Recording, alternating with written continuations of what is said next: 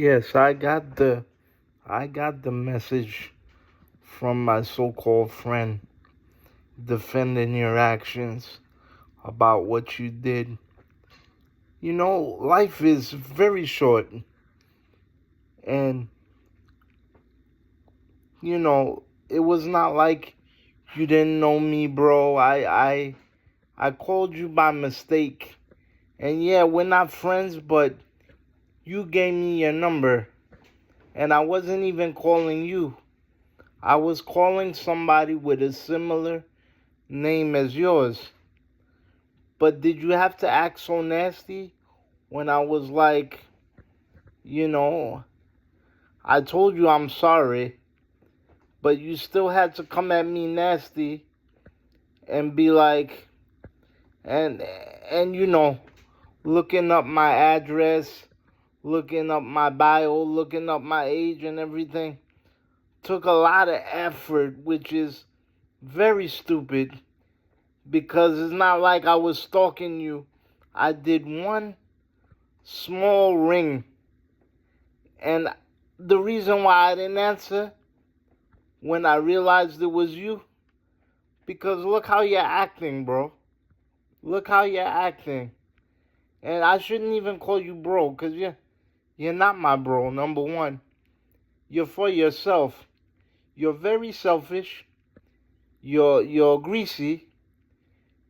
And you think you're hot shit because you drive celebrities around. You walk around with a tank top, same outfit all the time. You should have been a cartoon, bro. Same outfit all the time. Hat backwards. That's your wardrobe, bro. Fake ass fucking Kevin Federline. I didn't want it to be like this, bro. But you came at me. I said I'm sorry. That obviously wasn't good enough. Alright? Every time when I used to come to that store, I used to, come there and be happy and laugh, because not too many things in life, unfortunately, are things to be happy about.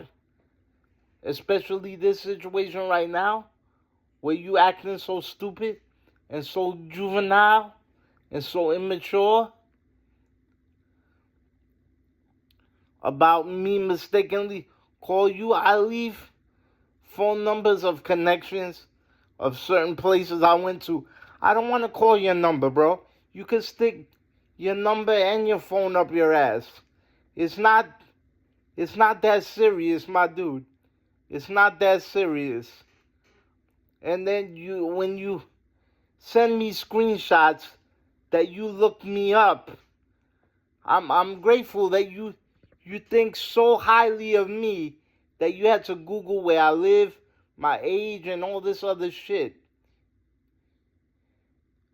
What am I, catfishing you, bro? You're not my type, my dude. So, it's like, and then you got Joe who's huffing and puffing. My friend, you tag my friend and da da da da da. Listen, Joe, you want to be like that, bro? God bless you. I wish you the best. Because every time one of these dudes does something behind your back and fucks with me, the first thing you do is you do the most ignorant thing alive, bro. First thing you do is you go off and you take their side. So, Joe, I'm not your fucking friend. I'm not your friend. I'm not worth it. Why do you automatically assume that I'm wrong? Why, Joe? This is why I say you come off very ignorant. You come off very narrow-minded. And you come off, what you come off. Fine, bro, you could have him. That's why he think he's fucking better than me and everybody else. because the way he acts. I never forget the way I saw him in the store, and it was like he's walking and he's walking and he's walking, and I'm like, yo, this dude really thinks he's the shit. I don't care, bro. I stopped talking to you over 4 years ago, bro, because every time I talk to you, you gave me attitude. Where's Joe? I don't know. Yo, man, I like that picture. Where did you go? What was that event? You know, I try to pick certain conversations with you, and because I don't have tits, or I don't have an ass, or I don't have money, or I'm not like Jack, where you guys seem to be up Jack's ass.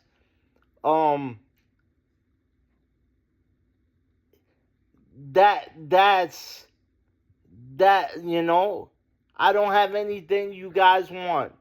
So I shouldn't even say you guys.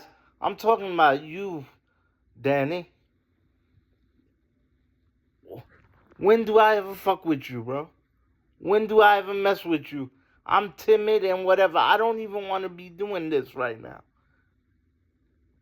I said my bad. I'm sorry. I called you by mistake. You act like I killed somebody, bro. Or I stole something from you. Where you keep texting me and texting me and blowing it up and sending all these screenshots. Nobody committed a murder. We're not in court over here that you gotta send Exhibit A, Exhibit B, Exhibit C. You know,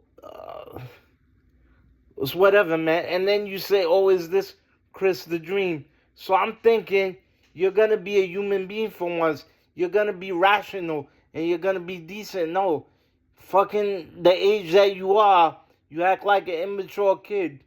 I said, bro, relax. You said, don't tell me to relax. Delete my number.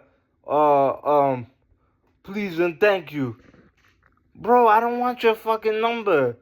Stick it up your ass. Like, I really don't give a damn. Like, I don't understand. You work with all these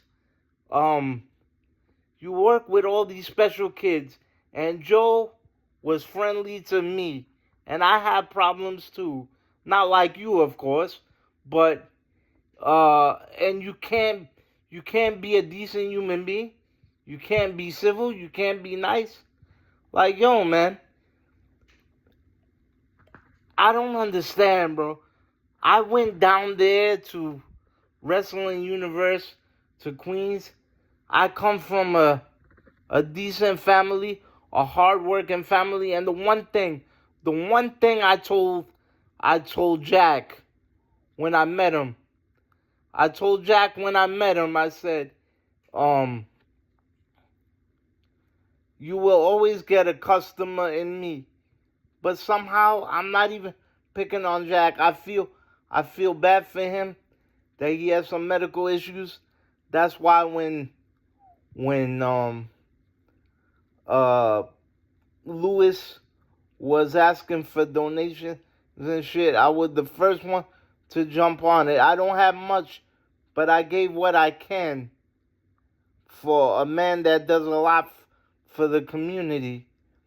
But, you know, I never felt like I was welcomed. I really didn't, because sometimes, you know, I would try to shake Jack's hand and he would give me the fist bump.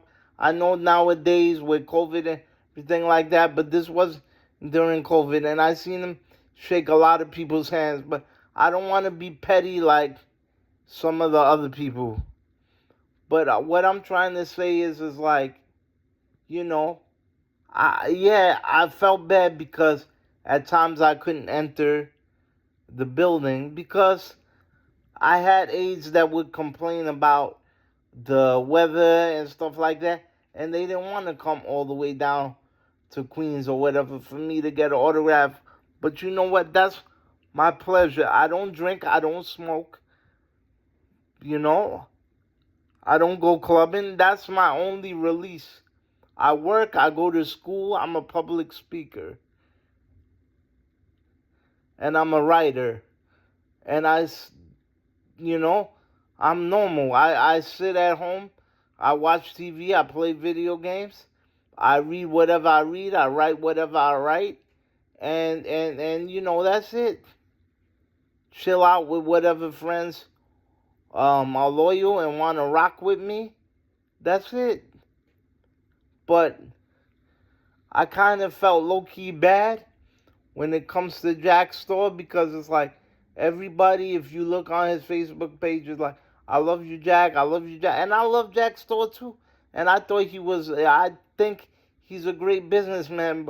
But honestly, I wish he got to know me a little better. And I felt like maybe he didn't like me. And you know, it's like something that great. It was like Disneyland. And he looked like a good family man, and I wish him the best. God bless him. But underneath all that, behind Jack's back, a lot of the guys didn't treat me too good. A lot of them.